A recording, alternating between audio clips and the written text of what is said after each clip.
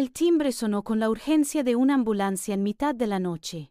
No era un toque, era un alarido, una pulsación desesperada que taladraba la paz de mi modesto piso en Chamberí. Dejé la taza de té sobre la mesita del salón y me levanté, sintiendo un escalofrío que no tenía nada que ver con la corriente de aire que se colaba por debajo de la puerta. Algo dentro de mí, una intuición afilada por años de decepciones, supo exactamente quién estaba al otro lado. Al abrir, la escena me golpeó como una bofetada. Allí estaba mi hermana Laura, o, mejor dicho, la ruina de lo que había sido mi hermana Laura. El abrigo de cachemir de 1.000 euros caía arrugado sobre sus hombros, manchado de algo que parecía barro. El maquillaje, normalmente una máscara de perfección digna de Instagram, era ahora un mapa de ríos negros de rímel surcando sus mejillas. Su pelo, siempre un rubio impecable de peluquería, estaba revuelto y sin vida. Y sus ojos, por primera vez en mi vida, sus ojos no me miraban con superioridad, sino con el terror desnudo de un animal acorralado. Detrás de ella, como dos sombras encogidas, estaban mis padres. Mi padre, Carlos, evitaba mi mirada, con los hombros caídos y una expresión de derrota que nunca le había visto.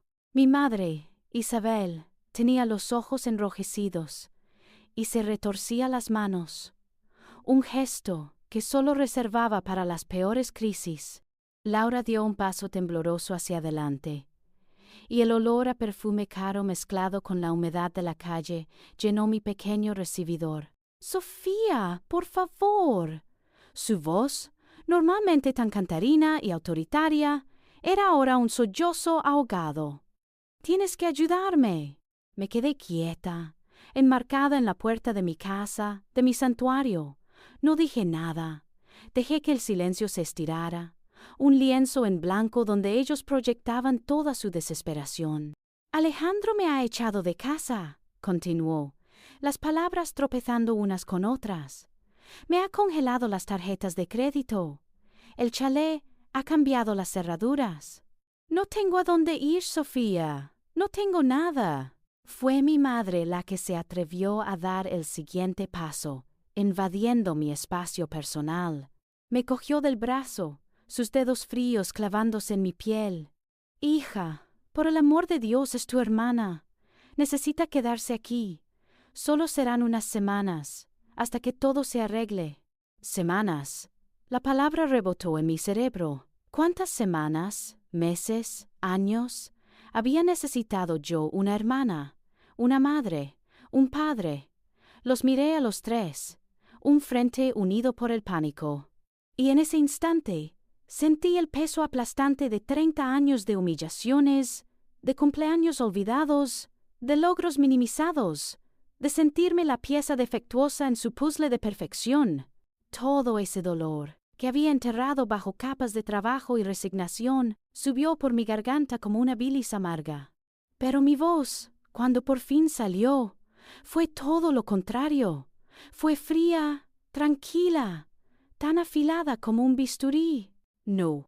La palabra quedó suspendida en el aire, pequeña pero indestructible. La incredulidad se dibujó en sus tres rostros como una caricatura grotesca. «¿Qué?», preguntó mi padre, como si no hubiera entendido bien el idioma. Su tono tenía un matiz de ofensa, de autoridad cuestionada. «Sofía, ¿has oído lo que te hemos dicho? Después de todo lo que nosotros hemos hecho por ti». Su frase quedó inacabada, pero yo la completé en mi mente. «Después de darte un techo, de alimentarte, de cumplir con el mínimo biológico esperado de unos padres». Los miré a los ojos, uno por uno. A mi madre, que ya empezaba a componer una mueca de víctima. A mi padre, cuya confusión se estaba transformando en rabia. Y a Laura, que me miraba como si la hubiera apuñalado. «No», repetí, esta vez con más firmeza, saboreando el poder de esa simple sílaba.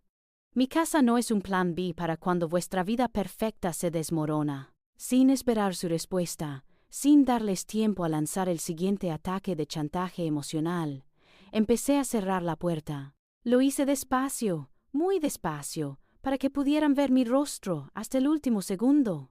No había ira, No había triunfo. Solo había una calma absoluta. La paz de quien por fin se pone a sí misma en primer lugar. El último sonido que escuché antes de que el cerrojo hiciera clic fue el jadeo incrédulo de mi madre. Me apoyé en la madera de la puerta, mi fortaleza, y por primera vez en mucho tiempo, respiré hondo en mi propia casa y me sentí verdaderamente libre. Antes de que os cuente toda la historia que me llevó a cerrarles la puerta en la cara y cómo planeé cada detalle de mi venganza silenciosa, dejadme un comentario, decirme desde qué rincón de España estáis escuchando mi confesión. Para que entendáis la rotundidad de mi no, tenéis que comprender que ese portazo no fue el impulso de un momento.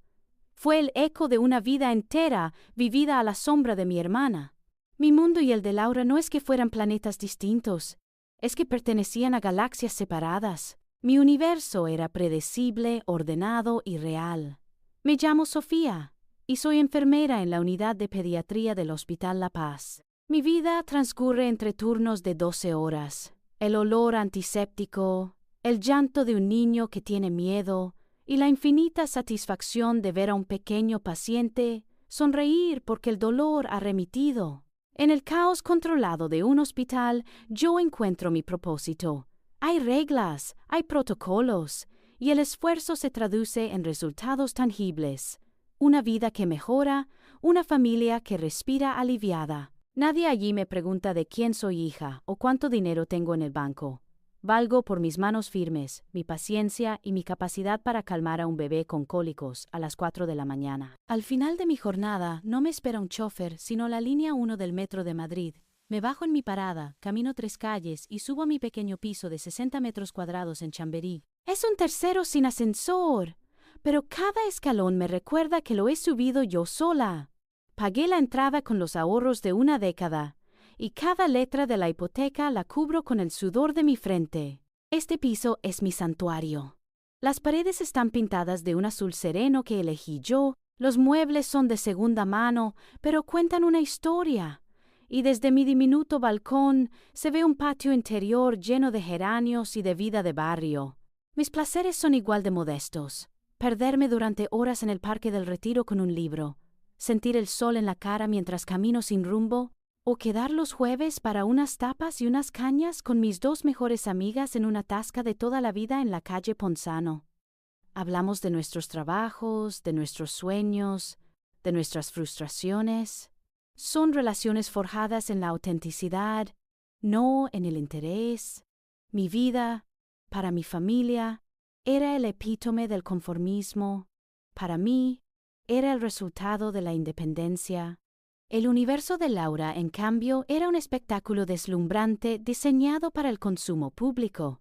Estaba casada con Alejandro de la Torre, un tiburón del sector inmobiliario cuyos proyectos salpicaban las páginas de economía de los periódicos. Su hogar no era un piso, era un chalet minimalista de 3 plantas en La Moraleja, con una piscina que parecía un espejo de agua y un jardín tan perfecto que parecía artificial. Yo solo estuve allí para eventos familiares, y siempre me sentí como una extraña visitando un museo.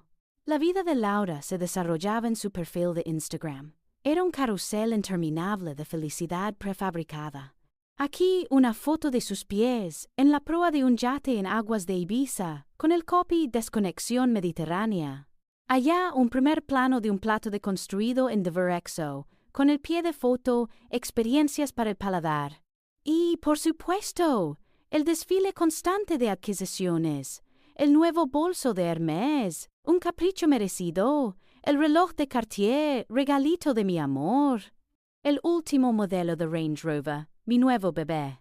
Cada publicación era un recordatorio para el mundo, y especialmente para mí, de lo alto que había llegado. Sus bolsos literalmente costaban más que mi sueldo de un año entero. Donde estas 2 galaxias colisionaban de forma más dolorosa era en las cenas familiares de los domingos, un ritual sagrado en casa de mis padres. Aquellas cenas eran el escenario perfecto para el teatro de la familia perfecta. El guión era siempre el mismo. Laura y Alejandro llegaban tarde, siempre con una excusa elegante. Él hablaba de sus últimas operaciones millonarias, de cómo el mercado de lujo en Madrid estaba en auge, de sus planes para construir una nueva urbanización en la Costa del Sol. Mi padre lo escuchaba con una admiración casi devota, asintiendo a todo, haciendo preguntas que demostraran que él también entendía de negocios. Mi madre interrogaba a Laura sobre los detalles de su vida social. La última gala benéfica, la mujer del ministro con la que había coincidido, la lista de espera para matricular a un futuro e hipotético hijo en el colegio más elitista de Madrid. Y Laura, por supuesto, se deleitaba en cada respuesta, describiendo vestidos, menús y cotilleos con una precisión cinematográfica. Cuando llegaba mi turno, el foco de atención se desviaba con una rapidez casi cómica. Una vez, llena de orgullo, anuncié que me habían ascendido a supervisora de planta en el hospital, un logro que me había costado años de estudio y turnos dobles. «Ah, qué bien, hija. Supervisora», dijo mi madre, con el mismo tono que usaría para comentar el tiempo. Hizo una pausa de apenas un segundo antes de girarse hacia mi hermana. «Por cierto, Laura, ¿al final os vais a Baqueira en Navidades o preferís los Alpes este año?» Y así, mi ascenso quedaba sepultado bajo una avalancha de planes de esquí y hoteles de 5 estrellas. Yo me quedaba allí, con mi trozo de pollo en el plato, sintiéndome completamente invisible. El detalle más hiriente, el que mejor definía la dinámica, era el del vino. Yo siempre llevaba una botella de un buen Rioja de crianza, un vino que me gustaba y que podía permitirme. Lo ponía en la mesa con discreción. Pero mi aportación siempre era eclipsada por la llegada de Alejandro, que entraba blandiendo una botella de Vega Sicilia como si fuera el Santo Grial. «¡Hombre, Alejandro, eso sí que es un vino de verdad!», exclamaba mi padre, descorchándolo con una ceremonia reverencial. Y durante la cena, los comentarios no cesaban. «Se nota la calidad, Isabel? Esto no es el vinillo peleón que se bebe por ahí». La indirecta era tan sutil como un martillazo. Mi Rioja, decente y honesto, se convertía en vinillo peleón al lado del estatus líquido que traía mi cuñado. Y yo, una vez más, me sentía pequeña, barata, inadecuada. Este desequilibrio no era algo nuevo. No nació con el matrimonio de Laura. Era el cimiento sobre el que se construyó nuestra infancia, una arquitectura invisible de favoritismo que nos moldeó a las dos de maneras muy diferentes. Laura aprendió a ser el sol, y yo aprendí a orbitar a su alrededor, buscando el calor residual que dejaba a su paso. Recuerdo con una claridad dolorosa el día que recogí mis notas de la selectividad. Había estudiado durante meses, noches enteras a base de café y apuntes, sacrificando salidas y fines de semana. El resultado fue un 9,2, una nota excelente que me abría las puertas de la carrera de enfermería en la Complutense, mi sueño. Llegué a casa con el papel en la mano, el corazón latiéndome con una mezcla de alivio y orgullo. Por una vez sentía que tenía algo tangible, algo innegable que ofrecer. «Mamá, papá, lo he conseguido», anuncié al entrar en el salón. Mi padre levantó la vista del periódico. «Ah, muy bien, hija. ¿Qué tal ha ido?» Le mostré la nota. Él la miró por encima de sus gafas de leer, asintió lentamente y dijo: «Bueno, era tu obligación, ¿no?» Mi madre me dio un beso fugaz en la mejilla. Estaban a punto de abrir una botella de cava para celebrarlo, o eso quiero creer, cuando el teléfono sonó. Era Laura. Su voz resonaba desde el otro lado, llena de una euforia que eclipsó mi pequeño triunfo en un instante. «Me lo han concedido. Papá, me han aceptado en el curso de verano de Sotheby's en Londres. ¡Un mes entero!». De repente, mi 9,2 se evaporó. La conversación giró 180 grados. Ya no importaba mi futuro académico, solo el glamuroso verano de mi hermana. Las preguntas volaron. «¿Cuánto cuesta? ¿Dónde te alojarás? ¿Necesitarás dinero extra para tus gastos?». El cava, si es que alguna vez estuvo destinado para mí, se quedó en la nevera. Esa noche cenamos hablando de los museos de Londres y de las tiendas de Knightsbridge. Mi selectividad se mencionó una vez más, como una nota a pie de página. Bueno, al menos una ya está encarrilada. La encarrilada era yo, por supuesto. Laura estaba destinada a volar. Ese patrón se repitió hasta el infinito. El ejemplo más flagrante, el que mis amigas todavía recuerdan con indignación, fue nuestro 25º cumpleaños. Laura y yo nacimos con casi 2 años de diferencia, pero cumplíamos años en la misma semana de mayo, así que mis padres siempre organizaban una celebración conjunta. O, mejor dicho, organizaban la celebración de Laura y yo estaba invitada. Para mi cuarto de siglo, mi regalo fue un juego completo de sartenes y ollas de acero inoxidable. «¿Para cuándo te independices?», dijo mi madre con una sonrisa práctica. «Una mujer debe saber cocinar bien». El mensaje era claro. Mi futuro era doméstico, funcional, sin brillo. 5 minutos después, mi padre carraspeó y dijo: «Y ahora el regalo de Laura». Nos condujo a la puerta del garaje. Y allí estaba, un Mini Cooper de color rojo brillante, con un lazo gigante en el techo. Laura chilló de alegría. Se lanzó a los brazos de mi padre, y yo me quedé allí, con el olor a cartón de la caja de mis sartenes en las manos, sintiéndome como una idiota. Más tarde, cuando le pregunté a mi madre por la abismal diferencia, ella me miró con genuina sorpresa, como si no entendiera mi pregunta. «Pero, hija, es lógico», me explicó, con esa paciencia que se reserva para los lerdos. Laura lo necesita más para su vida social, para ir a sus eventos, para moverse por la ciudad con sus amigas. Tú, en cambio, solo vas del trabajo a casa. Con el abono de transporte te apañas perfectamente. Y esa era yo a sus ojos, una vida de trabajo y casa, una existencia que no requería más que transporte público y un buen juego de sartenes. La herida más profunda, sin embargo, me la hicieron unos años después. Atravesé una mala racha económica, una derrama inesperada en el edificio y una avería grave del coche me dejaron la cuenta temblando. Con toda la humildad del mundo, les pedí un pequeño préstamo, apenas 1.000 euros, para poder pasar el mes sin agobios. Les aseguré que se lo devolvería en 3 plazos. La respuesta de mi padre fue una conferencia de media hora sobre la importancia del ahorro y la planificación. «Sofía, ya tienes una edad. Debes aprender a administrarte mejor», me dijo con tono severo. «No podemos estar siempre sacándote las castañas del fuego. Esto te servirá de lección». Salí de su casa con las manos vacías y una humillación que me pesaba más que la propia deuda. 2 meses después, fui a la cena del domingo y encontré la casa llena de catálogos de cocinas de diseño. Laura había decidido que la cocina de su chalet, una cocina espectacular, que ya quisieran muchos chefs, se había quedado pasada de moda. Quería cambiarlo todo, los muebles, los electrodomésticos, incluso el suelo. El presupuesto era astronómico. Y mis padres, los mismos que me habían negado 1.000 euros por mi propio bien, anunciaron con orgullo que ellos iban a ayudar a los chicos con el proyecto. Financiaron la mitad de la reforma.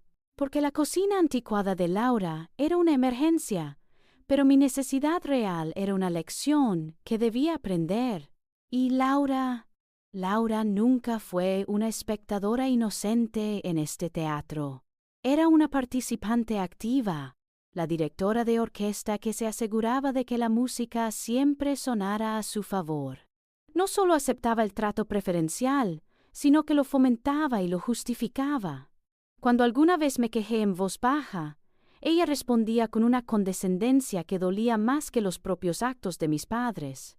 «Sofía, es que eres un poco conformista», me dijo una vez, mientras hojeaba una revista de moda en el sofá de mis padres. «Entiende que ellos se preocupan. Quieren que aspires a más, que no te quedes estancada en tu vidita. Lo que hacen por mí es una inversión. Lo tuyo, bueno, es diferente».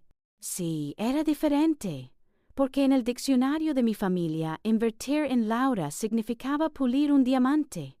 Ayudarme a mí, en cambio, era simplemente tirar el dinero en una piedra de río. Y esa es la verdad que se escondía detrás de la puerta que les cerré en las narices. Con el tiempo, aprendí a construir una coraza. Me volví una experta en sonreír y asentir en las cenas de los domingos, en desconectar mi mente, mientras ellos hablaban de yates y fondos de inversión. Creé una distancia emocional para protegerme. Sin embargo, a través de las grietas de esa fachada de perfección que mi hermana se esforzaba tanto en mantener, empecé a ver señales. Pequeños temblores que advertían del terremoto que se avecinaba. La primera vez que sentí que el suelo bajo los pies de Laura no era tan firme como aparentaba fue en la boda de nuestra prima Marta.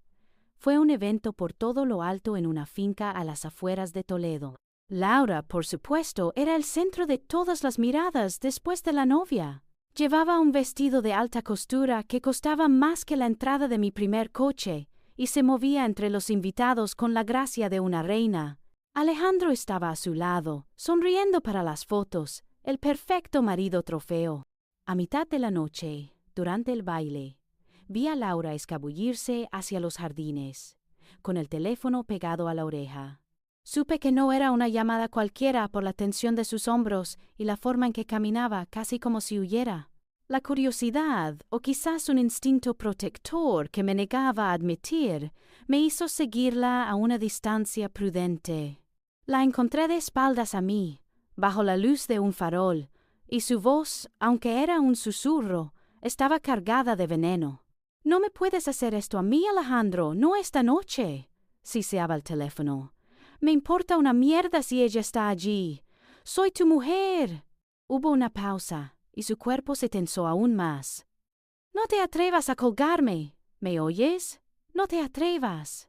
Evidentemente, se atrevió, porque vi a Laura apartar el teléfono de su oreja y mirar la pantalla con una expresión de pura furia. Su cara, bajo la luz pálida, estaba descompuesta por la rabia, los labios apretados en una línea fina y blanca, los ojos brillantes de lágrimas contenidas. Por un segundo vi a la verdadera Laura, a la mujer detrás del filtro de Instagram, y era una desconocida asustada y furiosa.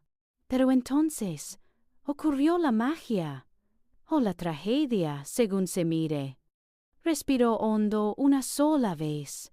Se pasó una mano por el pelo, recompuso su postura, y cuando se giró para volver a la fiesta, la máscara había vuelto a su sitio. En su rostro floreció una sonrisa radiante, perfecta, como si acabara de recibir la mejor noticia de su vida. Pasó por mi lado, yo que me había escondido detrás de un seto, y ni siquiera me vio. Volvió a entrar en el salón de baile, se acercó a un grupo de amigos y soltó una carcajada cristalina. Nadie, absolutamente nadie, podría haber adivinado la tormenta que acababa de desatarse en su interior. Aquella noche entendí que mi hermana no vivía una vida, la actuaba. A partir de ahí empecé a prestar más atención. Noté sus comentarios, aparentemente casuales, pero cargados de una amargura que antes se me escapaba. Hablaba con desdén de las mujeres del círculo de Alejandro. «Es agotador», decía, mientras se servía vino en casa de mis padres. «Alejandro tiene que aguantar a cada becaria trepadora en esas cenas de trabajo. Chicas que harían cualquier cosa por un bolso de marca». Lo decía como si sintiera lástima por su marido, pero yo podía leer entre líneas la inseguridad, el miedo a la competencia, a la juventud. Hablaba de las nuevas amigas de su marido con un veneno sutil, criticando su ropa, su forma de hablar, su ambición. Era la banda sonora de un matrimonio que hacía aguas. Cuando intenté, con mucha cautela, comentar algo de esto con mis padres, me topé con un muro de negación. «Mamá, ¿no te parece que Laura está muy estresada últimamente?», le dije un día mientras recogíamos la mesa. Ella me miró con fastidio. «Por favor, Sofía, los hombres poderosos como Alejandro tienen mucho estrés. Es normal que a veces discutan. Tu hermana es una mujer fuerte, sabe cómo manejarlo». Para ellos, cualquier problema era simplemente una anécdota, el peaje a pagar por una vida de éxito. Estaban tan deslumbrados por el brillo de esa vida que eran incapaces de ver la oscuridad que se acumulaba en las esquinas. Admitir que Laura era infeliz sería admitir que su inversión, su proyecto de vida, había fracasado, y eso era impensable. Mi último intento de romper ese muro de silencio fue directamente con ella. Fue unas semanas después de la boda de nuestra prima.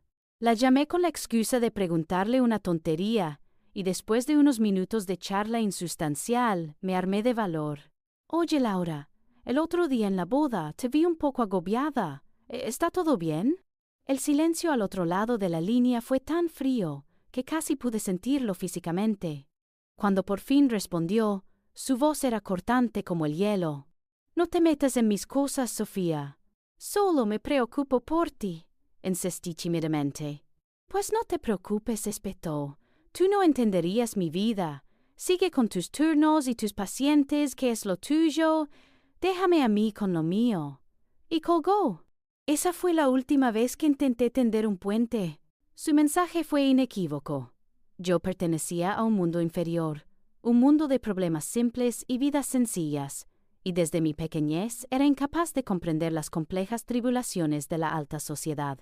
Me relegó una vez más al papel de la hermana conformista que no sabía nada de la vida. Y yo, cansada de luchar, la dejé en su pedestal de oro, sin saber que los cimientos ya estaban podridos y que la caída iba a ser estrepitosa. YouTube Gem 1. Custom Gem. Show thinking.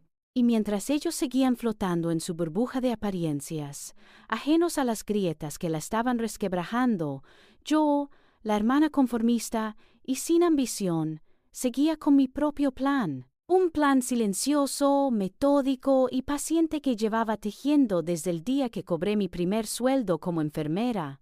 Ellos creían que mi vida era un libro abierto y aburrido, pero se equivocaban. Yo tenía un capítulo secreto, uno que guardaba con el celo de un tesoro. Desde que empecé a trabajar, cada mes, sin excepción, una pequeña parte de mi sueldo se desviaba automáticamente a una cuenta de ahorro que mis padres ni siquiera sabían que existía. Aprendí por mi cuenta sobre fondos de inversión de bajo riesgo, sobre cómo hacer que el poco dinero que me sobraba trabajara para mí, aunque fuera a paso de tortuga. Mientras Laura gastaba en bolsos, yo invertía en mi futuro. Mientras mis padres financiaban cocinas de diseño, yo cimentaba mi independencia. No era por rencor, o al menos no solo por eso. Era por una necesidad visceral de tener algo que fuera mío, algo que nadie pudiera arrebatarme, criticar o minimizar. Necesitaba construir mi propia fortaleza, ladrillo a ladrillo, euro a euro. La oportunidad de coronar esa fortaleza llegó hace poco más de un año, de la mano de la única persona en mi familia que siempre me miró como a un sol y no como a un satélite. Mi tía abuela Elvira, la hermana mayor de mi madre. Elvira nunca se casó, fue una mujer adelantada a su tiempo que viajó por el mundo y vivió la vida en sus propios términos. Siempre me decía, Sofía, no dejes que nadie te diga lo que vales. Tú pon tu propio precio. Cuando falleció, me dejó una pequeña herencia. No era una fortuna que pudiera cambiarme la vida de la noche a la mañana, pero unida a mis años de ahorro disciplinado, fue la pieza que me faltaba. Con ese dinero y mis ahorros, después de meses de buscar y negociar, compré este pequeño piso en Chamberí. Recuerdo el día que firmé la hipoteca ante el notario. Sentía un vértigo que no se parecía a nada que hubiera experimentado. No era el vértigo del miedo, sino el de la libertad. El de saber que, pasara lo que pasara, tenía un techo sobre mi cabeza que era irrevocablemente mío. Y entonces tomé la decisión más estratégica de mi vida. Les mentí. En la siguiente cena del domingo, anuncié casualmente que por fin había encontrado un sitio para mudarme. He alquilado un pisito cerca del hospital, dije, intentando que sonara como algo sin importancia. ¿Alquilado?, preguntó mi padre, frunciendo el ceño. ¿No es tirar el dinero? Con lo que pagues de alquiler, podrías estar pagando una hipoteca. No tengo suficiente para la entrada, papá. Mentí con una naturalidad que me sorprendió a mí misma. Laura, por supuesto, no perdió la oportunidad de dar su opinión. ¿En Chamberí no es un barrio un poco ruidoso? Bueno, supongo que para ti está bien, te pilla cerca del trabajo. Lo hicieron. Exactamente lo que yo sabía que harían. Minimizaron mi logro incluso cuando pensaban que era menor de lo que realmente era. Mi mentira fue deliberada, un acto de autodefensa preventiva. Sabía, con la certeza que dan años de experiencia, que si les hubiera dicho la verdad he comprado un piso, la reacción habría sido una autopsia de mi decisión. Habrían encontrado 1000 fallos, que era pequeño, que era interior, que la finca era vieja, que me había endeudado demasiado, que por ese precio podría haber encontrado algo mejor si les hubiera pedido consejo. Habrían rociado mi pequeña victoria con su veneno de negatividad hasta despojarla de toda su alegría. Al decir que era de alquiler, les quité ese poder. Un alquiler es algo temporal, sin importancia. No merecía su análisis ni su juicio. Y así me dejaron en paz. La paz. Esa es la palabra que define lo que sentí al cerrar la puerta de mi casa por primera vez. Una paz profunda, absoluta, aquí dentro, entre estas paredes que yo había elegido, que yo estaba pagando. Sus opiniones no podían alcanzarme. Podía colgar los cuadros que me diera la gana sin que mi madre dijera que no combinaban con el sofá. Podía dejar los libros apilados en el suelo sin que mi padre me diera una charla sobre el orden. Podía cenar una tortilla francesa a las 11 de la noche sin que Laura me mirara con lástima por mi triste vida de soltera. Este piso se convirtió en mi santuario, el único lugar del mundo donde podía ser Sofía, sin adjetivos, sin comparaciones. El orgullo que sentía cada vez que metía la llave en la cerradura era inmenso. Era el orgullo silencioso de la hormiga que ha trabajado todo el verano mientras la cigarra cantaba. Ellos tenían sus chalets, sus coches de lujo, sus viajes exóticos. Yo tenía 60 metros cuadrados de dignidad. Y ese era mi gran secreto. Mi as en la manga. Mientras ellos me veían como la hermana dependiente, la solterona a la que había que compadecer, la que siempre necesitaría su ayuda, yo era, en realidad, una propietaria. Tenía un patrimonio, una seguridad, una independencia que ellos ni sospechaban. Y esa verdad oculta me daba una fuerza que no sabían que poseía. Era la fuerza que me permitió escuchar sus súplicas en mi puerta, no con rabia, sino con una calma glacial, porque cuando vinieron a pedirme refugio en mi casa, no sabían que estaban pidiendo entrar en el castillo que yo había construido precisamente para mantenerme a salvo de ellos. La calma que precede a la tormenta tiene una cualidad extraña, una quietud casi palpable. Y así fue nuestra última cena familiar antes del desastre. Fue un domingo de principios de otoño. El aire en la calle era fresco y olía a tierra mojada. Pero dentro de la casa de mis padres, el ambiente era artificialmente cálido, sobrecargado por el perfume de Laura y el orgullo desbordante de mi madre. Laura estaba radiante, pletórica. Llevaba un vestido de seda color esmeralda, que probablemente era nuevo, y hablaba sin parar de su próximo gran viaje. «Hemos decidido que nos saltamos la temporada de esquí este año», anunció con un gesto displicente de la mano, como si hablara de cancelar una cita con el dentista.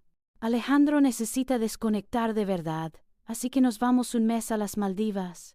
Ha reservado una de esas villas que están sobre el agua, ¿sabéis?» Mis padres estaban extasiados. Mi madre juntó las manos bajo la barbilla con los ojos brillantes.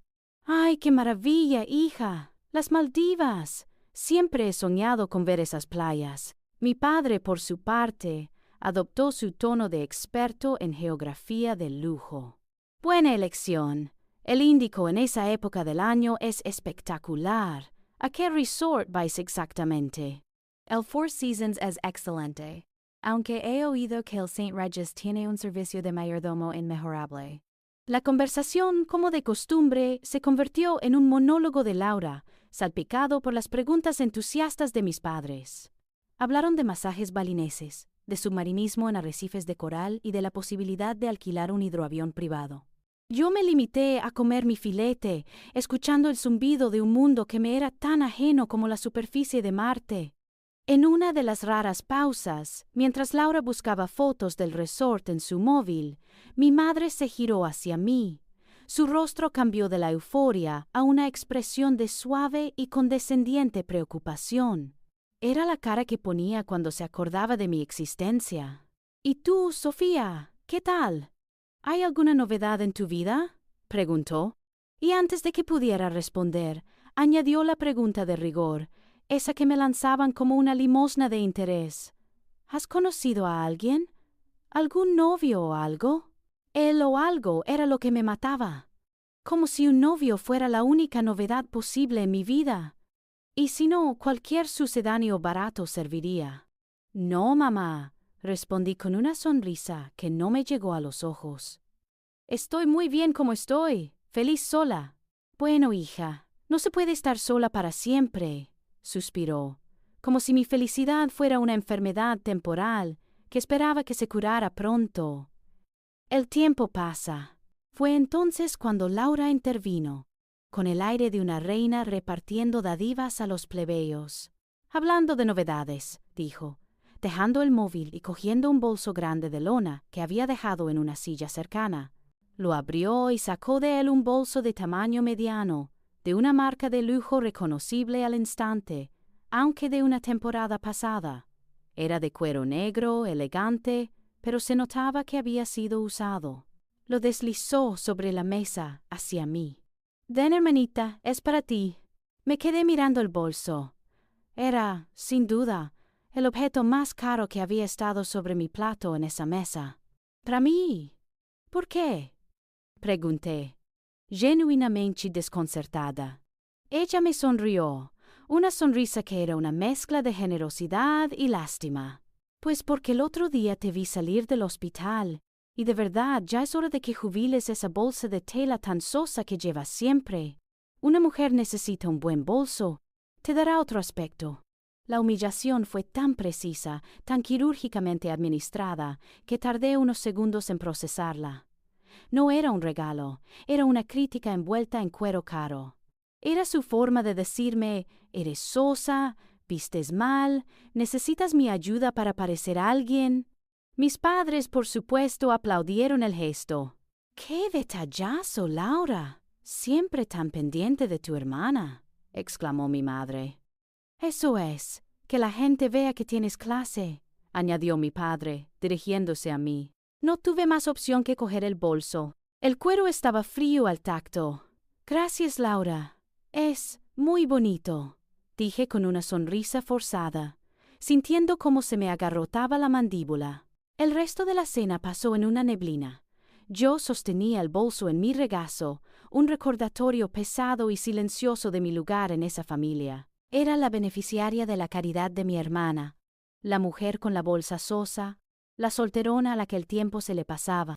Esa noche, al llegar a mi piso, lo primero que hice fue abrir la puerta del armario del dormitorio.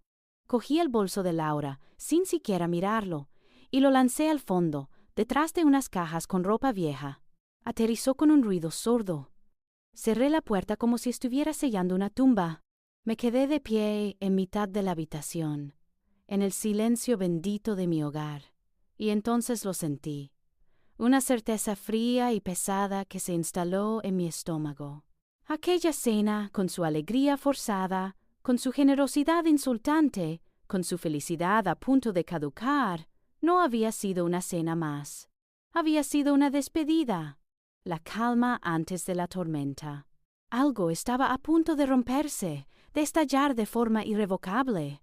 No sabía cómo ni cuándo sucedería, pero podía sentir la presión acumulándose en el aire, como la electricidad estática antes de que un rayo parte el cielo en dos. Y supe, con un instinto animal, que cuando la tormenta pasara, nada volvería a ser igual. YouTube Gem 1. Custom Gem. Show Thinking. La tormenta estalló 3 días después.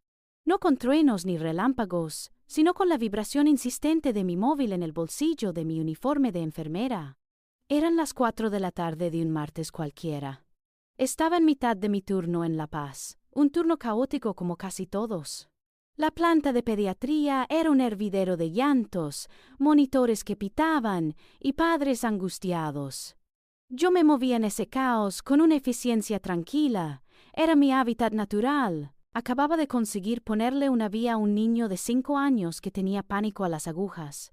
Una pequeña victoria que me llenaba de una satisfacción simple y profunda. Estaba registrando la medicación en el ordenador cuando sentí la vibración.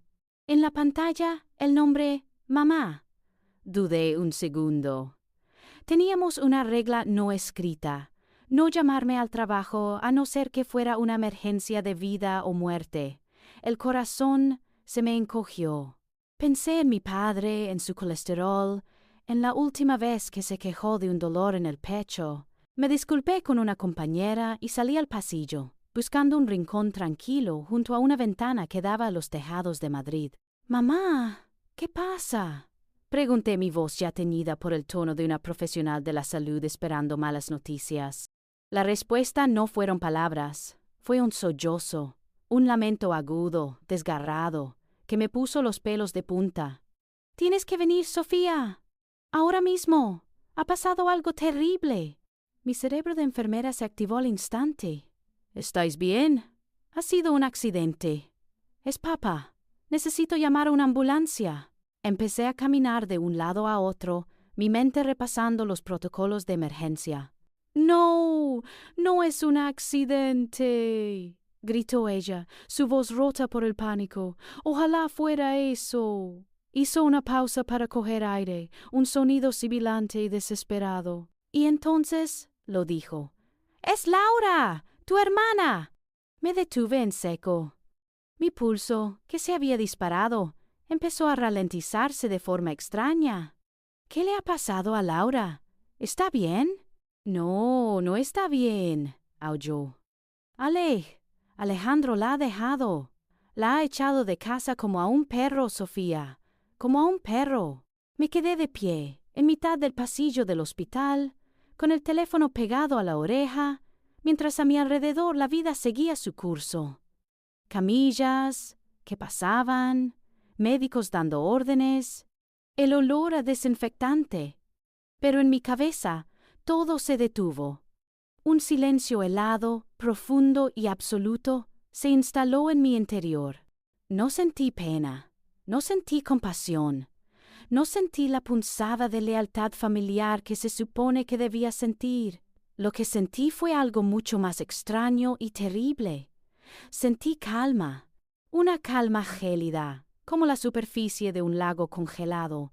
Era la calma de lo inevitable. La calma de quien ha estado viendo las nubes negras acumularse en el horizonte durante años, y cuando por fin cae la primera gota, no se sorprende. Era como si una parte de mí, la parte que había sido herida y ninguneada, hubiera estado esperando este preciso momento toda mi vida. Mi madre seguía hablando, o más bien gritando, al otro lado de la línea, pero su voz me llegaba como un eco lejano, distorsionada por la quietud que se había apoderado de mí. «Está aquí en casa, destrozada. No para de llorar. Se ha presentado en la puerta con una sola maleta, Sofía. Una maleta. Dice que él cambió las cerraduras mientras ella estaba en la peluquería». Yo seguía en silencio, procesando las imágenes. Laura, la reina de la moraleja, desterrada de su propio palacio. Laura, la que tenía un vestidor del tamaño de mi salón, reducida a una sola maleta. La ironía era tan cruel, tan poética, que casi me hizo sonreír. «Y no tiene nada, Sofía, nada», continuó mi madre, su histeria alcanzando un nuevo pico. «Hablamos con su abogado, el que le recomendó papá. Dice que el acuerdo prenupcial que firmó es blindado, completamente blindado. No le corresponde nada del patrimonio de Alejandro, nada. La va a dejar en la calle, hija, en la puta calle. Blindado». La palabra resonó en mi mente. El gran Alejandro de la Torre, el hombre de negocios brillante que mi padre tanto admiraba, no había dejado ni un solo cabo suelto. Había disfrutado de su esposa trofeo mientras le convino y ahora la desechaba sin la menor consideración, protegiendo su imperio hasta el último céntimo. «Mamá», la interrumpí, mi propia voz sonando extrañamente ajena, tranquila. «Estoy en mitad de un turno. No puedo irme ahora». «¿Cómo que no puedes irte?». «Chilló, incrédula. ¿No me estás escuchando? Tu hermana te necesita». Y mis pacientes también», respondí, con una frialdad que ni yo misma sabía que poseía. «Hablamos cuando salga». Y antes de que pudiera protestar, colgué. Me quedé un momento más junto a la ventana, mirando la ciudad gris bajo un cielo encapotado. La tormenta, por fin, Había llegado. Y yo, por primera vez, me sentía preparada para ella. Volví a la planta de pediatría como una autómata. El resto de mi turno se convirtió en un ejercicio de disociación. Mi cuerpo se movía con la precisión de siempre. Cambiaba goteros, tomaba la tensión, administraba medicamentos y sonreía a los niños. Mis manos trabajaban, pero mi mente estaba a kilómetros de allí, flotando en una especie de limbo frío y silencioso. Le dije a mi madre que no podía salir del trabajo, y no era del todo mentira. La planta estaba hasta arriba, y mi ausencia habría causado un problema, pero la verdad más profunda, la que no le dije, es que no quería ir. No quería. Por primera vez en mi vida, antepuse mi necesidad a su drama. Necesitaba ese espacio, esas horas de rutina hospitalaria, para procesar la noticia. No quería enfrentarme a sus lágrimas, a sus recriminaciones, a su pánico. No quería que me arrastraran a su vórtice de caos. Durante años, yo había sido la espectadora silenciosa de sus vidas. Ahora que el telón se venía abajo, decidí permanecer en mi butaca, observando desde una distancia segura. Mientras rellenaba un informe, mi mente se escapó y viajó hasta el salón de mis padres. Podía imaginar la escena con una nitidez casi fotográfica, como si estuviera viendo una obra de teatro 1000 veces representada.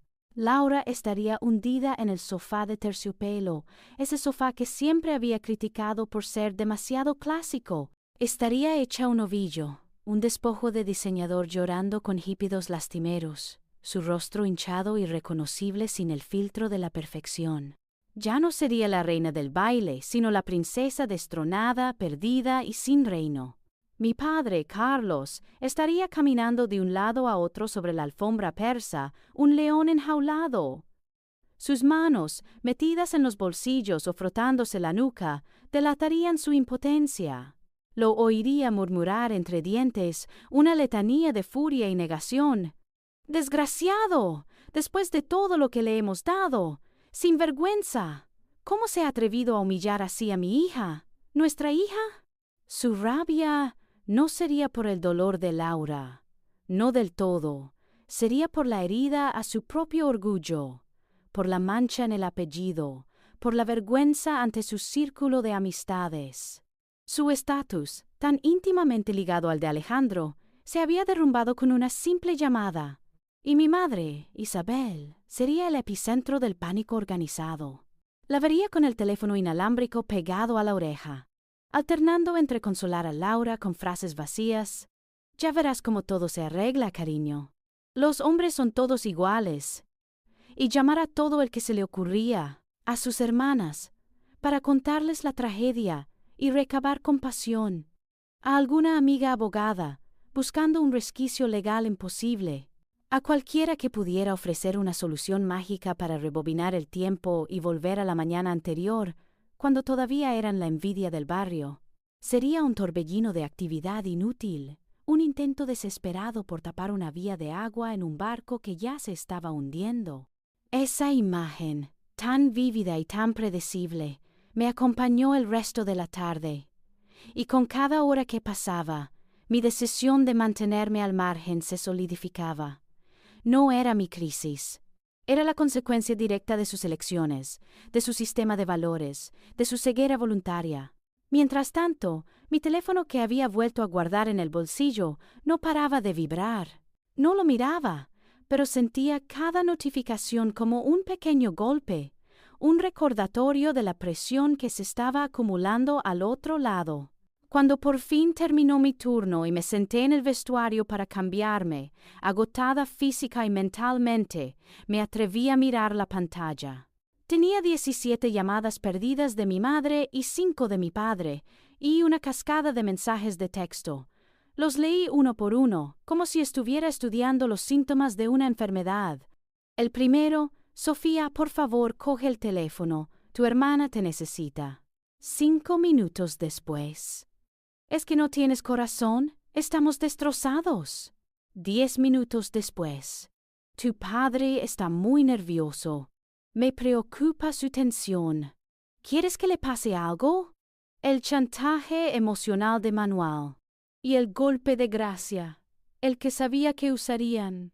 Somos una familia, Sofía, y la familia se apoya en los malos momentos. Es tu deber estar aquí. Mi deber. Leí esa frase varias veces. Mi deber había sido siempre ser la hija discreta, la que no daba problemas, la que se conformaba. Mi deber era aplaudir los éxitos de mi hermana y tragarme mis propias decepciones. Mi deber era ser invisible, pero ¿acaso no era también mi deber protegerme a mí misma? No respondí a ninguno de los mensajes. Salí del hospital y empecé a caminar sin rumbo bajo la luz anaranjada de las farolas. El aire frío me ayudaba a pensar. Me senté en el metro, rodeada de extraños, cada uno inmerso en su propio mundo, y sentí una extraña sensación de alivio. La crisis de mi familia era solo una historia más en la inmensidad de la ciudad, una historia de la que, por fin, yo no estaba obligada a ser personaje secundario. Al llegar a la puerta de mi casa, saqué el móvil. La pantalla se iluminó con otra llamada entrante de mi madre. La miré un segundo, vi su foto, su rostro ansioso, y entonces hice algo que nunca había hecho antes.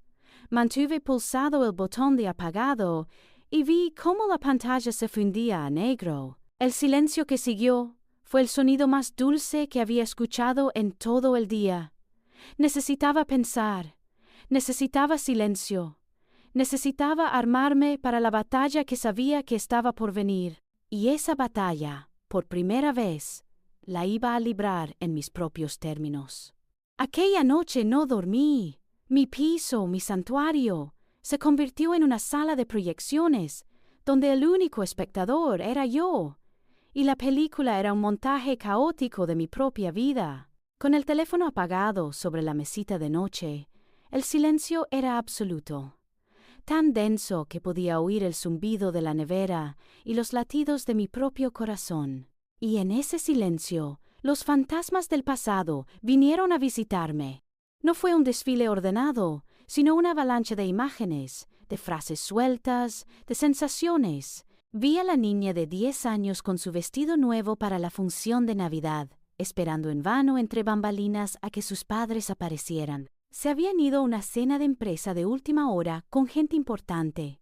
Vi al adolescente del 9, 2 de selectividad, cuyo logro se disolvió en una conversación sobre los museos de Londres. Vi a la joven de 25 años, sosteniendo una caja de sartenes, mientras su hermana recibía las llaves de un coche nuevo, y la justificación de que su vida, mi vida, era simplemente del trabajo a casa. Reviví cada humillación sutil, cada comparación hiriente, cada vez que me sentí invisible en mi propia familia. El desprecio no siempre venía en forma de gritos o insultos. A menudo llegaba con una pátina de falsa preocupación, de consejos no solicitados que en realidad eran críticas a mi forma de vida. Cada recuerdo era una brasa que, en lugar de apagarse con el tiempo, había permanecido incandescente bajo una capa de ceniza. Y esa noche, el viento del derrumbe de Laura sopló sobre ellas, avivándolas hasta convertirlas en un incendio. Mientras las luces de la ciudad dibujaban patrones cambiantes en el techo de mi dormitorio, mi mente, por fin clara y sin interrupciones, se adelantó a los acontecimientos. Sabía, con una certeza casi matemática, cuál sería su siguiente movimiento. El pánico inicial daría paso a la estrategia, y en esa estrategia yo era la única pieza que les quedaba en el tablero. Vendrían a mí, no a pedir, sino a exigir, no a solicitar, sino a dar por sentado. Porque en su universo, yo era el último recurso, la red de seguridad que siempre había estado ahí, silenciosa y fiable. Me imaginé sus argumentos, sus chantajes. Apelarían a la sangre, a la familia, a mi buen corazón. Me pedirían que acogiera a Laura en mi pequeño piso, que le prestara el dinero que había ahorrado con tanto esfuerzo, que pusiera mi vida en pausa para solucionar el desastre que había provocado su ambición desmedida. Me pedirían que absorbiera su fracaso.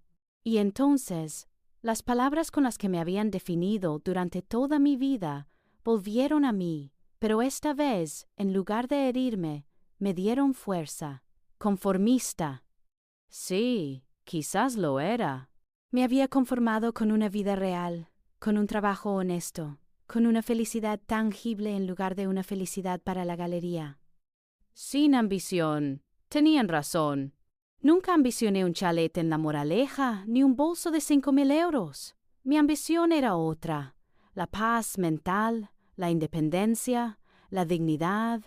Y ahora, su mundo construido sobre la ambición hueca se había derrumbado como un castillo de naipes, mientras mi pequeño y conformista mundo permanecía en pie, sólido y seguro. Fue en mitad de esa noche larga y oscura, entre el fantasma de la niña de la función de Navidad y la mujer que sostenía las llaves de su propia casa, cuando tomé mi decisión. Y supe que era irrevocable.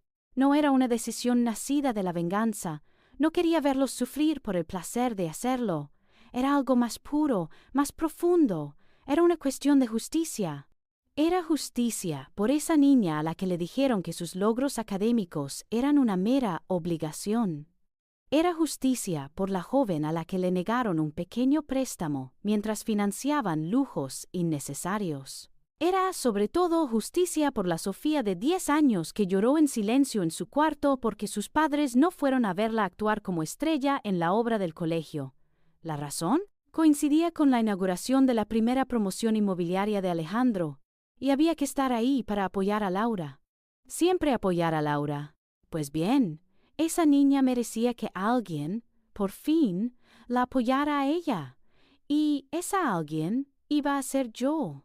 Al amanecer, con los primeros rayos de sol filtrándose por la persiana, cogí el móvil y lo encendí. Lo primero que hice no fue leer la nueva oleada de mensajes, sino llamar a mi mejor amiga, Clara. Nos conocíamos desde la facultad, y ella había sido la única testigo imparcial de mi historia familiar. Se lo conté todo: la llamada, la noticia, mi noche en vela, los recuerdos, mi decisión. Clara escuchó en silencio, y cuando terminé, su respuesta fue inmediata y rotunda. Sofía, dijo con una voz firme que era como un ancla en mi tormenta interior, no les debes nada. Absolutamente nada. ¿Me oyes? Has pasado toda tu vida pagando un peaje emocional altísimo por ser su hija. Ya has pagado tu deuda con creces. Este es tu momento. Es el momento de elegirte a ti. Colgué el teléfono sintiendo que un peso inmenso se me quitaba de los hombros. La decisión que había tomado en la soledad de la noche ahora estaba validada por la única voz externa que me importaba. Me levanté y me preparé una taza de café, el primero de mi nueva vida. Mientras el agua se calentaba, me miré en el reflejo de la ventana de la cocina. Ya no veía a la hija obediente, a la hermana invisible. Veía a una mujer que estaba a punto de librar la batalla más importante de su vida. Me preparé para la confrontación. Repasé mentalmente lo que iba a decir. ¿Cómo lo iba a decir? Ya no había dudas, ni culpas, ni miedo. Por primera vez, yo tenía el control, y esperaría su llegada, no con ansiedad, sino con la calma de quien sabe que, por fin, la justicia estaba de su parte. No tuve que esperar mucho. A la mañana siguiente, después de una ducha larga y un café cargado, encendí el móvil. La avalancha de mensajes y llamadas perdidas era predecible. Respondí al último mensaje de mi madre con una frase escueta. Estoy en casa. Si queréis hablar, podéis venir. No era una invitación, era una citación. Y vinieron. Una hora después, el timbre sonó, no con la desesperación de la noche anterior, sino con una vacilación casi tímida. Sabían que ahora jugaban en mi campo. Abrí la puerta, y la escena era la misma, pero mi perspectiva había cambiado. Ya no era una hija sorprendida por una crisis.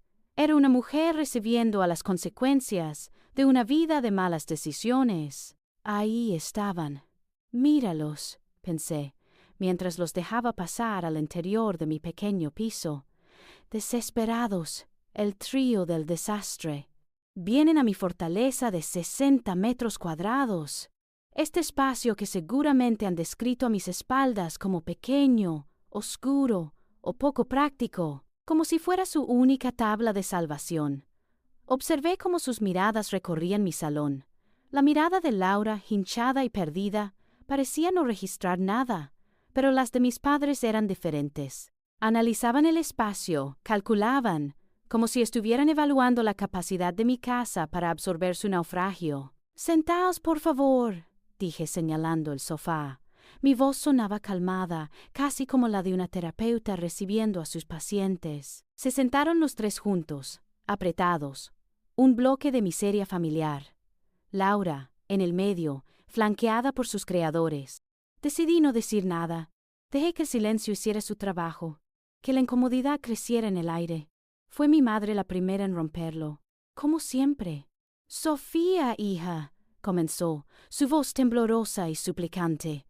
«Gracias por recibirnos. Sabemos que ayer no fue la mejor manera de...» «Y del grano, mamá», la corté, sin una pizca de agresividad, pero con una firmeza que la dejó callada. Mi padre carraspeó, tomando el relevo. Adoptó su tono de hombre de la casa, el que usaba para tomar decisiones importantes, aunque en su rostro se leía el pánico. «La situación es complicada, Sofía. Como te dijo tu madre, Alejandro, ha resultado no ser quien pensábamos». «¿En serio?», pensé. «Llevo años viéndolo, y vosotros os dais cuenta ahora». «Laura necesita un lugar donde quedarse», continuó. «Un lugar seguro, con su familia, mientras los abogados arreglan todo este desastre. Hemos pensado que lo más lógico es que se quede aquí contigo». Ahí estaba, la propuesta, no la petición. La conclusión lógica a la que ellos, en su cónclave de crisis, habían llegado sin consultarme. «Será algo temporal, por supuesto», se apresuró a añadir mi madre, viendo que mi rostro permanecía impasible. «Unas pocas semanas, un mes a lo sumo, hasta que reciba lo que le corresponde del divorcio y pueda buscarse algo. Nosotros, claro, ayudaremos en lo que podamos con los gastos, la compra. Una promesa vaga, sin cifras, sin compromiso. Ayudar en lo que podamos». Conocía bien esa frase. Significaba que quizás un día traerían un pollo asado para cenar mientras yo me hacía cargo de todo lo demás. Me estaban pidiendo que fuera su red de seguridad, la que amortiguara la caída libre de mi hermana. Laura, que hasta entonces había permanecido con la cabeza gacha, levantó la vista. Sus ojos, antes desafiantes, ahora estaban llenos de una vulnerabilidad que nunca le había visto. «Por favor, Sofía», susurró, «no tengo a nadie más. Era una buena actuación, casi me la creo. Pero entonces recordé a la niña de 10 años, sola entre bambalinas. Me mantuve en silencio, dejando que sus palabras se agotaran, que expusieran su plan por completo. Creían que mi silencio era duda, una señal de que estaba cediendo, y mi padre, sintiendo que era el momento de dar el golpe de gracia, se inclinó hacia adelante, puso los codos sobre las rodillas y me lanzó su mejor carta de chantaje. «Sofía», dijo, su voz adquiriendo un matiz de gravedad, de autoridad paterna.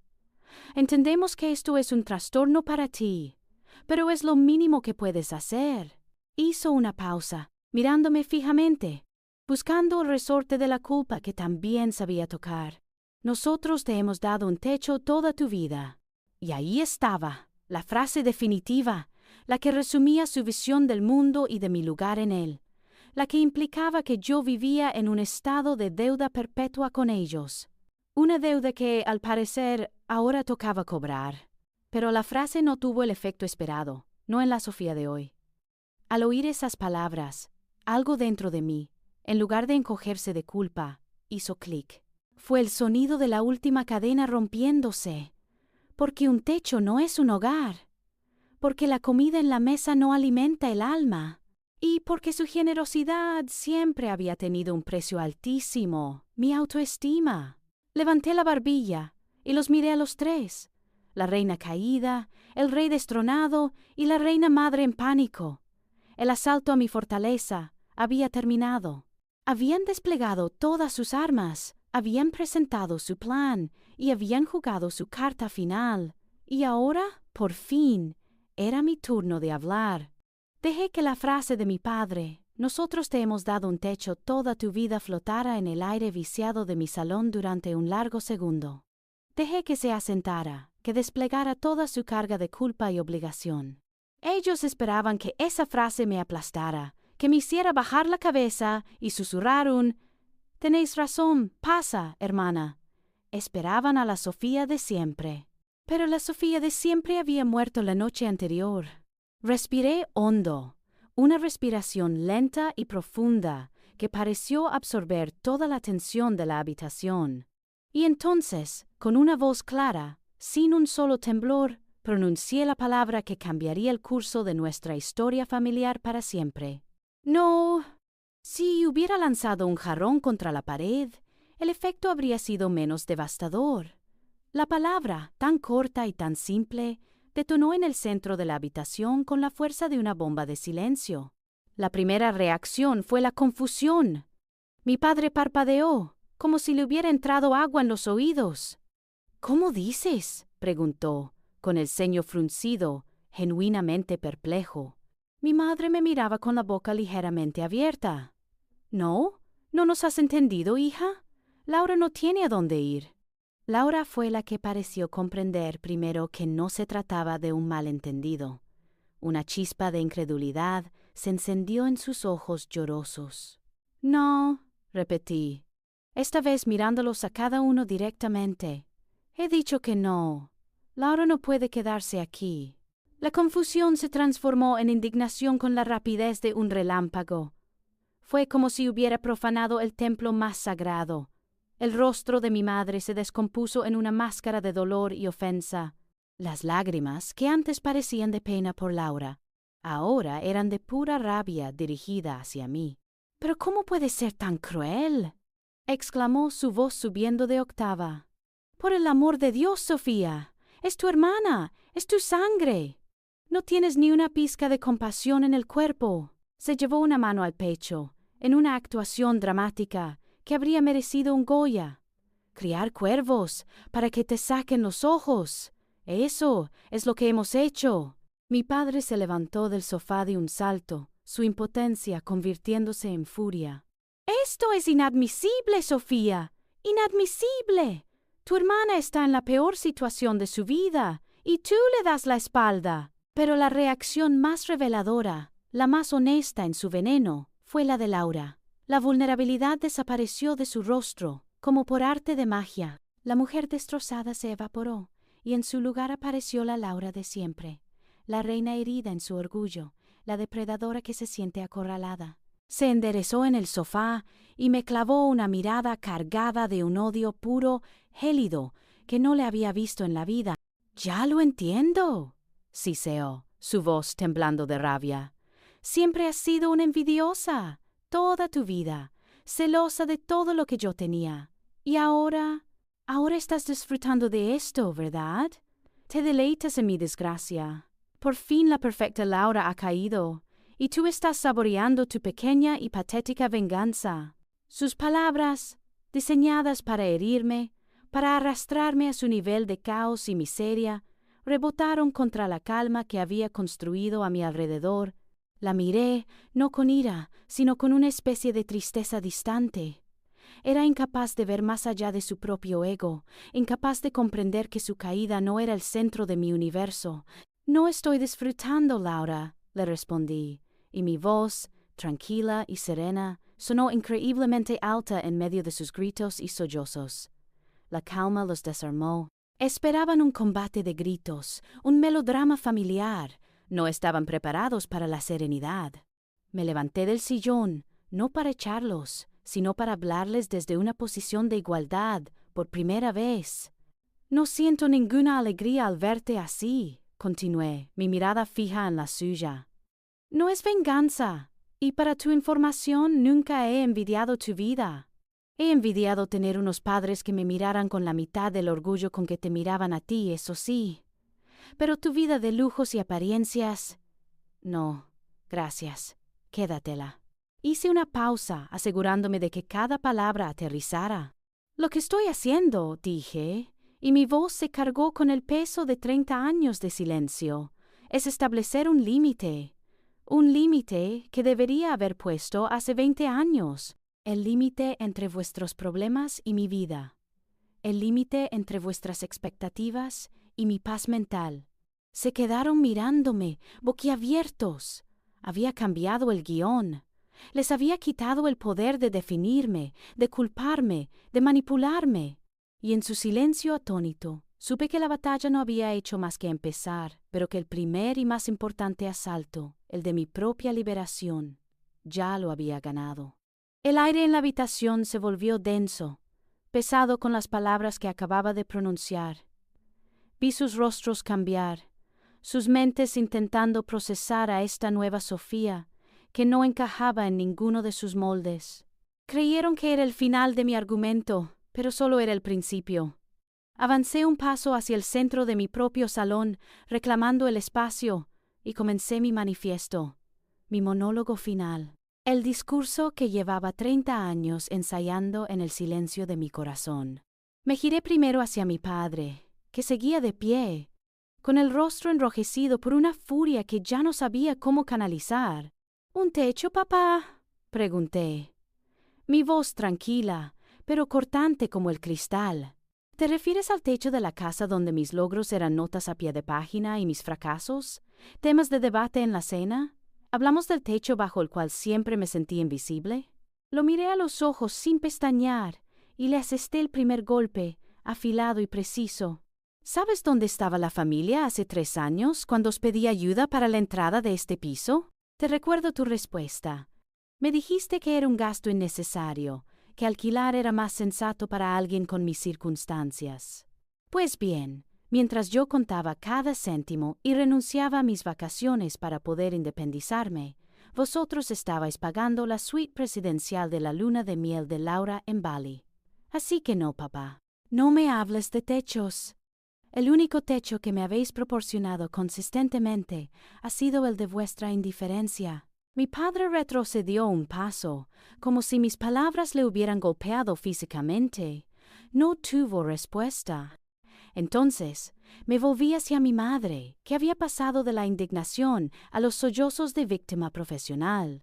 «Mi sangre, mamá», le dije, y mi voz se suavizó, no por compasión, sino por pura lástima.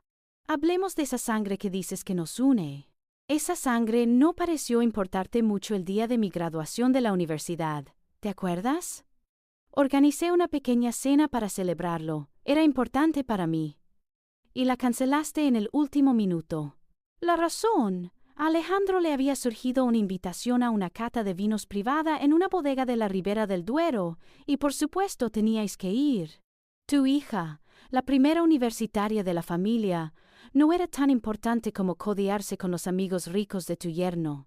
Así que, por favor, no me hables de lazos de sangre. La sangre, si no se cuida, se seca y deja de fluir. Mi madre se tapó la cara con las manos, pero yo sabía que no eran lágrimas de arrepentimiento, sino de humillación.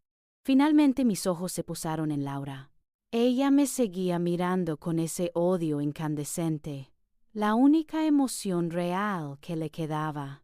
¿Y tú, Laura, envidiosa? Solté una pequeña risa, una risa sin alegría. Dios mío, de todas las acusaciones, esa es la más ridícula. No, nunca he envidiado tu vida, porque tu vida nunca ha sido tuya. Ha sido una performance.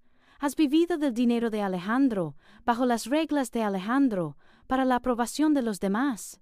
Me acerqué un poco más a ella, bajando la voz. Mi vida, aunque te parezca sosa y patética, es real, es mía. Cada factura que pago, cada mueble que compro, cada pequeño éxito que consigo, me lo he ganado yo.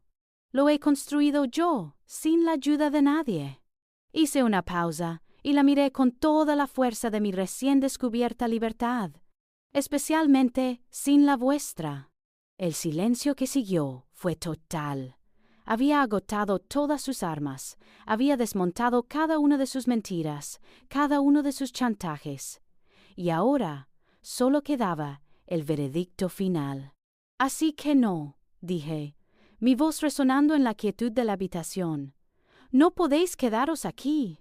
Caminé hacia la puerta de entrada y la abrí de par en par, dejando que la luz del descansillo inundara mi recibidor. Esta casa, este espacio, no es un hotel de emergencia. Es el resultado de todo a lo que yo renuncié mientras vosotros vivíais en vuestra fantasía. Es el fruto de mis turnos dobles, de mis vacaciones canceladas, de mis cenas solitarias. Es mi santuario. Me giré para mirarlos por última vez, a los tres, acurrucados en mi sofá como tres náufragos en una balsa demasiado pequeña. Y en este santuario, concluí, vosotros no estáis invitados. Se levantaron en silencio, como si fueran autómatas. No hubo más lágrimas ni más gritos, solo el sonido de sus pasos arrastrándose hacia la salida. Pasaron por mi lado sin mirarme, como tres fantasmas expulsados al mundo real. Cuando el último de ellos, mi padre, cruzó el umbral, cerré la puerta. No la cerré de un portazo. La cerré con una suavidad deliberada, escuchando el sonido satisfactorio del cerrojo al encajar en su sitio. Me apoyé en la madera, en la frontera de mi nuevo mundo. Al otro lado no se oía nada, ni un susurro, ni un lamento, solo silencio. Y ese silencio fue mi victoria. Después del portazo, el silencio que se instaló en mi casa fue absoluto, pero el que se desató en mi teléfono fue ensordecedor. Las semanas siguientes fueron un torbellino. Mi móvil se convirtió en un campo de batalla donde se libraba la última y desesperada ofensiva de mi familia. Primero llegaron las llamadas furiosas de mi padre, mensajes de voz llenos de amenazas veladas y acusaciones de ser una desagradecida y una mala hija. Luego, cuando vio que no respondía, dio paso a los mensajes lacrimógenos de mi madre, un bombardeo de victimismo y chantaje emocional. Tu padre no duerme, le va a dar algo por tu culpa. No sé en qué hemos fallado para que nos trates con este desprecio. Laura está hundida y tú, su única hermana, la abandonas. No contesté a una sola llamada. No respondí a un solo mensaje. Creé un filtro en mi correo electrónico para que sus emails se desviaran a una carpeta que nunca abría. Puse sus números en silencio. Construí una muralla digital para proteger la paz que tanto me había costado ganar. Al principio fue difícil. La costumbre de la culpa, esa vieja conocida, intentaba arañar mi conciencia, pero cada vez que sentía una punzada, recordaba sus rostros en mi salón, no pidiendo ayuda, sino exigiéndola, y mi resolución se volvía a endurecer como el acero. La información sobre su nueva realidad me llegaba a través de terceros, como ecos de un mundo lejano. Fue mi prima Ana, la hija de la hermana de mi padre, quien me puso al día una tarde mientras tomábamos café. Lo hizo con cautela, sin saber de qué lado posicionarse. ¿Has hablado con Laura?, me preguntó. Negué con la cabeza. No. Ana suspiró, removiendo su café. Está mal, Sofía. Muy mal. Ha tenido que alquilar un estudio en Alcorcón. Dice que es minúsculo, que apenas le cabe la cama y una mesa. Alcorcón. De un chalet en La Moraleja a un estudio en las afueras. El viaje había sido largo, y cuesta abajo. Y está buscando trabajo, continuó Ana, bajando la voz como si fuera un secreto vergonzoso. De dependienta en tiendas de ropa. Es lo único para lo que tiene experiencia, según dice ella, después de pasarse 15 años comprando. La ironía era tan amarga que ni siquiera pude sonreír. La reina de las boutiques de la Milla de Oro, ahora al otro lado del mostrador. La vida, a veces, tiene un retorcido sentido del humor. Pero la verdadera bomba informativa fue la que afectaba a mis padres. ¿Y tus padres? Lo están pasando fatal, dijo Ana. Han puesto la casa en venta. ¿Qué? Pregunté. Esta vez sí, sorprendida. La casa familiar, el escenario de tantas cenas de domingo, el símbolo de su estatus de clase media alta. Sí, al parecer, el nivel de vida que llevaban no era del todo real. Mucho era para aparentar, para estar a la altura de Laura y Alejandro. Sin el apoyo de él, sin los regalos caros, sin las cenas a las que los invitaban, los números no salen. Planea mudarse a un piso mucho más pequeño, en un barrio más modesto, para poder usar el dinero de la venta para ayudar a Laura a empezar de cero. Así que incluso en la derrota el patrón se repetía. Sacrificaban su propia seguridad, su hogar, todo, por ella. La diferencia es que ahora el sacrificio no era emocional y a mi costa, sino económico y a la suya. La estocada final fue social. La caída de Alejandro y Laura no fue un secreto. En los círculos en los que se movían mis padres, las noticias vuelan. La gente empezó a cotillear. La historia de la hija abandonada por el millonario era demasiado jugosa para ignorarla, pero la compasión en esos círculos es un bien escaso. Cuando se supo que Laura se había quedado sin nada y que mis padres ya no tenían un yerno millonario que les abriera puertas, las invitaciones a cenas y eventos se esfumaron. Los amigos que antes los llamaban cada fin de semana, de repente, siempre estaban ocupados. Su mundo, construido sobre la frágil base de las apariencias y el estatus prestado, se desmoronó. La caída no fue solo económica, fue pública y humillante. Y para dos personas que habían vivido toda su vida de cara a la galería, obsesionados con el ¿qué dirán?, esa fue, quizás, la peor de las condenas. Yo, desde mi pequeño y conformista piso en Chamberí, observaba los restos del naufragio sin alegría, pero con una innegable sensación de justicia poética.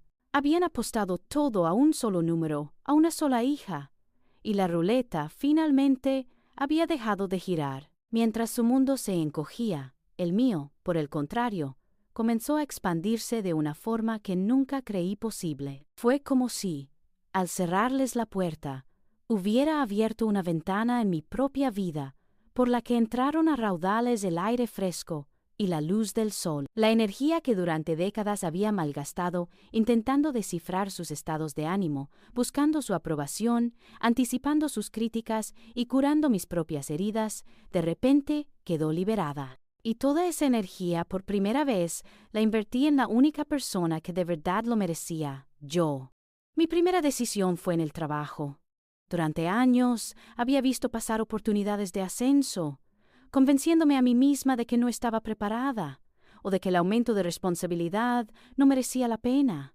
La verdad es que una parte de mí se había creído su narrativa de que yo era una conformista, pero ahora veía las cosas de otra manera. Una mañana, entré en el despacho de mi supervisora, con el corazón latiéndome con fuerza, pero con una convicción nueva. Le expuse mis años de experiencia, mis ideas para mejorar los protocolos de la planta, y le dije, sin rodeos, que quería postularme para el puesto de jefa de enfermería de pediatría, que llevaba meses vacante. Me escuchó con atención, revisó mi expediente, y una semana después, el puesto era mío. El reconocimiento de mis superiores, basado en méritos y no en lazos de sangre, fue más gratificante que cualquier halago vacío que mi familia pudiera haberme lanzado. Con la seguridad de mi nuevo sueldo y la tranquilidad mental de haber extirpado el drama de mi vida, decidí invertir en mi santuario. Contraté a un pequeño equipo de reformistas y durante 2 meses mi piso se convirtió en un caos de polvo y ruido. Pero era un caos creativo, un caos con propósito.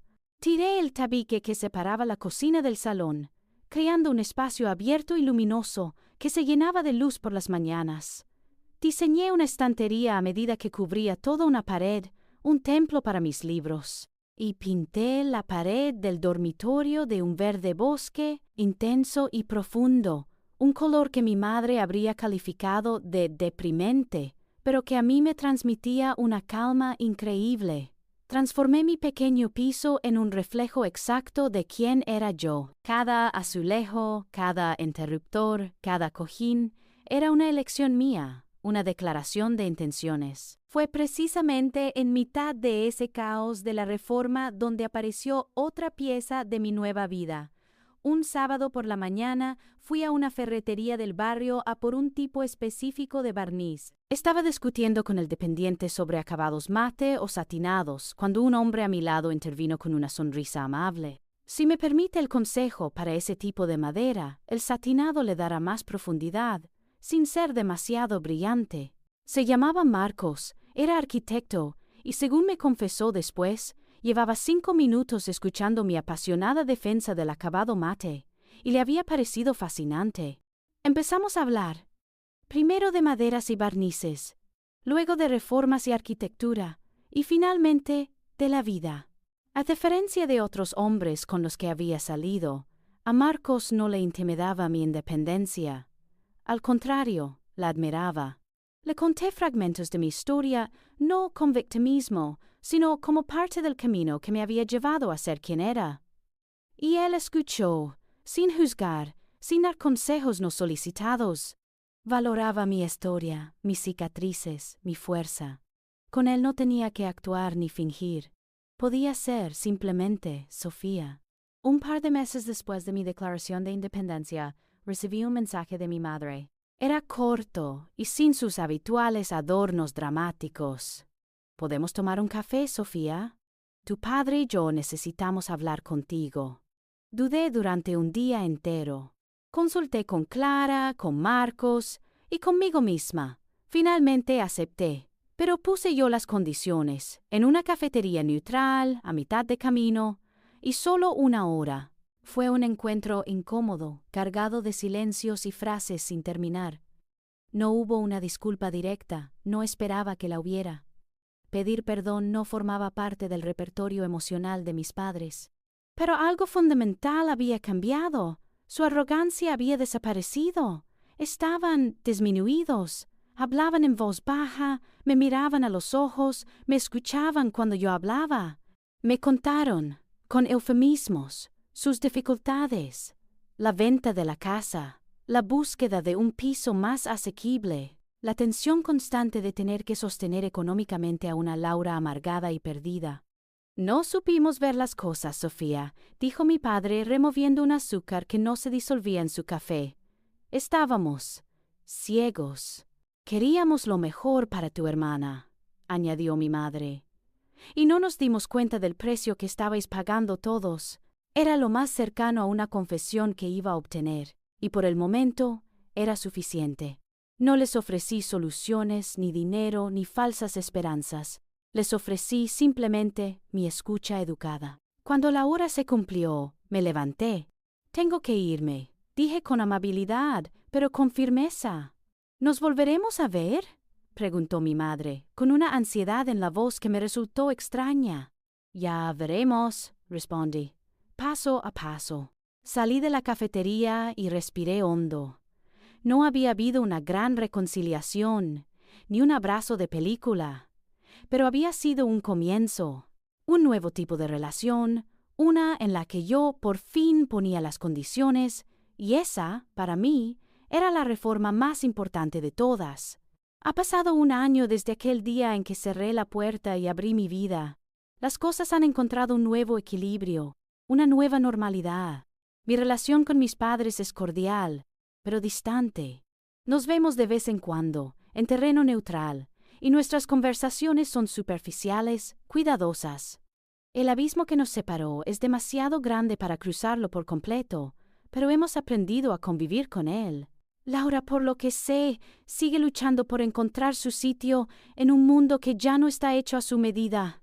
A veces siento una punzada de algo parecido a la lástima, pero luego recuerdo que cada uno es el arquitecto de su propia vida y también de sus propias ruinas. Mi vida, por otro lado, ha seguido expandiéndose. Marcos y yo estamos haciendo planes para el futuro, planes construidos sobre el respeto mutuo y la admiración, no sobre el interés. Mi trabajo en el hospital me llena de un propósito que el dinero no puede comprar. Y mi pequeño piso, mi santuario, es el recordatorio constante de que la verdadera seguridad no viene de fuera, sino que se construye desde dentro. Si algo he aprendido de todo esto, es que el dinero y el estatus son increíblemente frágiles. Son como casas construidas sobre la arena de la playa. Pueden ser deslumbrantes por un tiempo, pero basta una sola ola, una sola crisis, para que se las lleve el mar y no quede nada. He aprendido que la verdadera riqueza no se mide en metros cuadrados, ni en quilates, ni en el logo de un bolso. La verdadera riqueza es la dignidad, Es mirarte al espejo por la mañana y reconocer a la persona que te devuelve la mirada. Es el autorrespeto, la capacidad de trazar una línea en el suelo y decir hasta aquí. Y, sobre todo, es la paz interior, ese silencio tranquilo que se instala en tu alma cuando por fin dejas de luchar por la aprobación de quienes nunca te la van a dar. También he aprendido a redefinir la palabra familia. Durante años creí que la familia era una obligación incondicional, un contrato de sangre que te obligaba a aguantar cualquier maltrato, cualquier humillación, en nombre de un amor que a menudo no era más que costumbre y chantaje. Ahora sé que no es así. He aprendido que la verdadera familia no es la que te toca por sorteo genético, sino la que eliges, y la que te elige a ti cada día. La verdadera familia es la que te apoya sin condiciones, la que respeta tus decisiones aunque no las entienda, y la que celebra tus logros, por pequeños que sean, como si fueran propios. Es Clara, mi amiga, al otro lado del teléfono. Es Marcos, escuchando mi historia sin juicios. La familia es un refugio, no un campo de batalla. Mi vida no es lujosa como la que tenía mi hermana. No salgo en las crónicas sociales, no viajo en yates, ni ceno en restaurantes con estrellas Michelin. Mi vida es mucho más simple. Huele a café por las mañanas, a libros viejos por las tardes, y a la calma de saber que estoy exactamente donde quiero estar. Mi vida es auténtica, y eso no tiene precio. ¿Qué habríais hecho vosotros en mi lugar? ¿Creéis que hice lo correcto o que la familia está por encima de todo, sin importar el daño que te hagan? Contádmelo todo en los comentarios, me muero de ganas de leeros. Si esta historia de justicia y autorrespeto te ha llegado al corazón, no olvides dejar un like, suscribirte al canal y activar la campanita. Cada semana un nuevo secreto sale a la luz. Hasta la próxima.